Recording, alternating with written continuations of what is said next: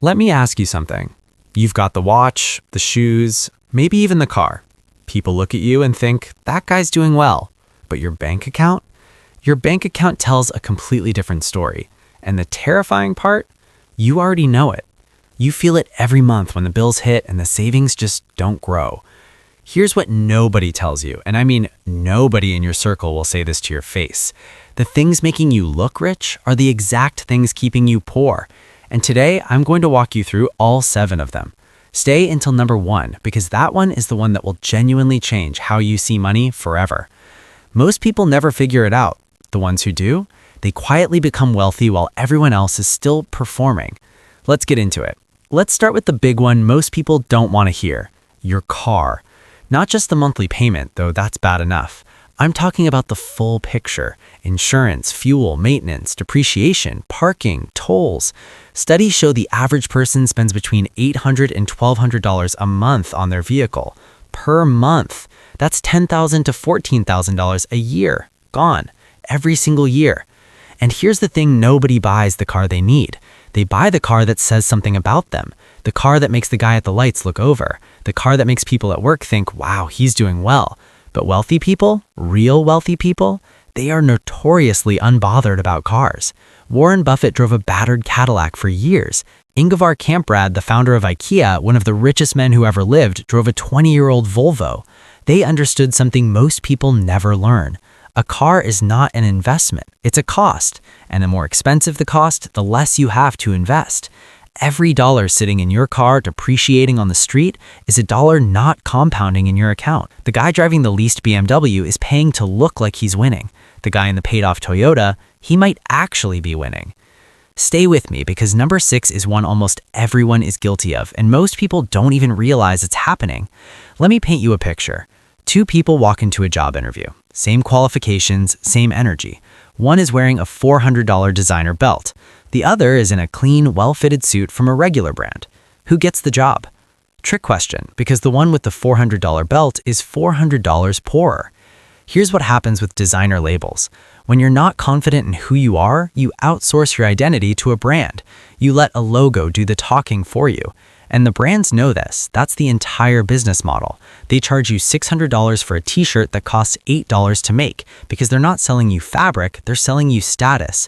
But here's the brutal truth about status purchases. They only impress people who are also broke. Rich people, and I mean genuinely wealthy people, don't care what logo is on your shirt. They care about what you know, how you think, and what value you bring. Full stop. Meanwhile, the person trying to impress them spent their emergency fund on a hoodie. The clothes you wear should protect you from the cold and help you fit the room. That's it. Every dollar beyond that is a tax you pay for insecurity. And speaking of insecurity, number 5 is where it gets really interesting. Because this one isn't about what you buy, it's about where you live. We've been sold this idea that your address is your identity. Live in the nice part of town, get the apartment with the good postcode, make sure it has the granite countertops, the floor-to-ceiling windows, the rooftop terrace. And yes, it looks great on Instagram, but rent is the most dangerous expense in your entire budget. Why? Because unlike a car or a handbag, you can't even walk away with something to show for it. It's gone every month, forever. Financial advisors will tell you your housing costs should be no more than 30% of your income. Most people in expensive cities are sitting at 40, 50, even 60%. That means more than half your working life goes to paying someone else's mortgage. The wealthy play this game completely differently. Many of them, especially early on, lived well below what they could afford. They took the smaller apartment, the less exciting postcode. They kept their housing lean and they invested the difference. Then one day they owned property instead of renting it. There's a saying I love: don't upgrade your lifestyle until you've upgraded your assets. Most people do it backwards. They upgrade the lifestyle first, then wonder why the assets never come. And now we're at the halfway point, and things are about to get uncomfortable. Number 4 hits different because it's not about money at all. You know this person. Maybe you are this person, the one who insists on paying a dinner, who waves off when anyone tries to split the bill, who buys rounds for the whole group without being asked, who always shows up with the expensive bottle. On the surface, it looks generous, confident, like you've made it. But underneath, for a lot of people, it's something else entirely. It's performance. It's buying belonging. It's making sure people see you as the successful one at the table. And it is expensive. This is called status spending through generosity, and behavioral economists have studied it for years. People consistently overspend in social situations to maintain a certain image, even when they're privately struggling. The genuinely wealthy are often the least flashy with money in social settings. They split checks. They don't feel the need to prove anything because they have nothing to prove. Real confidence doesn't need an audience.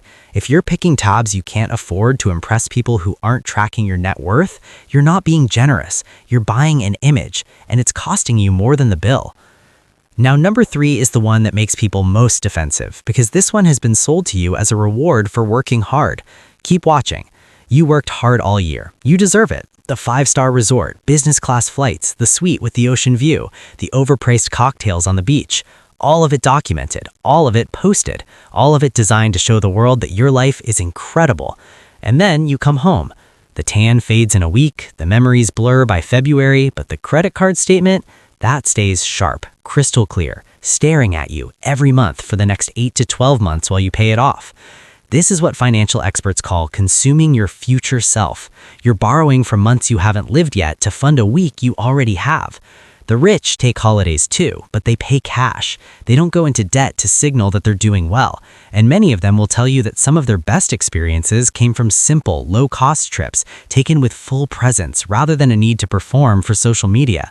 A holiday should rest you. It shouldn't haunt you. If you come back from a trip and immediately feel the anxiety of the bill looming, that's not a vacation. That's expensive stress with a tan. Save for it first, then spend it guilt-free. That's what financial freedom actually looks like, not the photo, the feeling. 2 more to go. Number 2 might be the most widespread trap of all because it's been normalized to the point where people don't even question it anymore. Quick question, without checking, how much do you spend on subscriptions every month? Take a guess, really, think about it. Now go check, I'll wait. Most people who do this exercise are genuinely shocked because subscriptions are designed to be invisible. Small numbers, auto-renewed, easy to forget. $9.99 here, $14.99 there, $4.99 for that app you downloaded 9 months ago and opened twice. The average person in a developed country now pays over $200 a month in subscriptions. Some estimates put it closer to $300. But it's more than the money, it's the psychology. Subscriptions are how you rent a lifestyle. A fitness app subscription feels like being a fit person. A language app subscription feels like being a cultured, multilingual person. A meditation app feels like being the kind of person who meditates. But being that person and being that person are 2 very different things.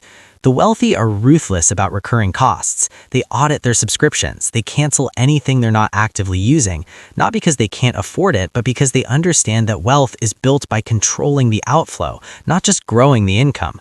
Every $15 you cancel and invest instead, compounded over 20 years, is worth hundreds of dollars.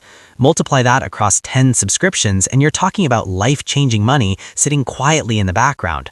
Cancel the subscriptions that are making you feel like someone. Become that someone through action instead. And now, number 1. I told you at the start this one was different. This is the one that the 20-year-old of you needed to hear. This is the one that silently decides whether you end up wealthy or just looking wealthy your whole life. Most people, when they get a raise, they upgrade their life to match it. New salary comes in, new phone, new apartment, new wardrobe, and suddenly, despite earning more than ever before, they're saving exactly the same amount they were before, maybe less. This is called lifestyle inflation, and it is the single greatest destroyer of wealth in the middle class. Because here's the trap. Income goes up, expenses go up, and the gap, where the real wealth is actually built, stays exactly the same, or disappears completely. The wealthy think about money in a completely different way. When income goes up, their lifestyle might barely change. What changes is how much they invest, how much they put to work, how fast the assets grow. They don't ask, what can I afford now? They ask, what can I build with this? There's a concept called paying yourself first. Before you pay rent, before you pay subscriptions, before you buy anything, a fixed percentage goes directly into your future. Savings, investment, whatever form that takes. That money is not available to lifestyle. It's not negotiable. The people who do this consistently, even at moderate income levels, almost always end up wealthy, not because they got lucky, not because they had a high salary, but because they protected the gap. The gap between what you earn and what you spend is where your future lives. Shrink the gap trying to look successful, and your future shrinks with it. Protect the gap ruthlessly, quietly, consistently, and your future grows in ways that will eventually surprise even you. So let's bring this full circle. The car, the labels, the postcode, the tab, the holidays, the subscriptions, the lifestyle inflation. None of these things are bad on their own. The problem is when you use them to perform a life you haven't built yet. When you spend on the image of success before you've built the foundation of success, you trap yourself. You look wealthy to everyone around you while quietly feeling the pressure of someone who is one bad month away from real trouble. The people who actually make it, they do something counterintuitive. They are willing to look ordinary for years, sometimes decades, while their real wealth quietly compounds in the background. Then one day, they don't have to perform anymore. They just are. That's the move. Not the watch, not the car, not the designer bag. The quiet, boring, beautiful discipline of protecting your future while everyone else is performing their present. Now you know the 7 things. The question is, what are you going to do about it?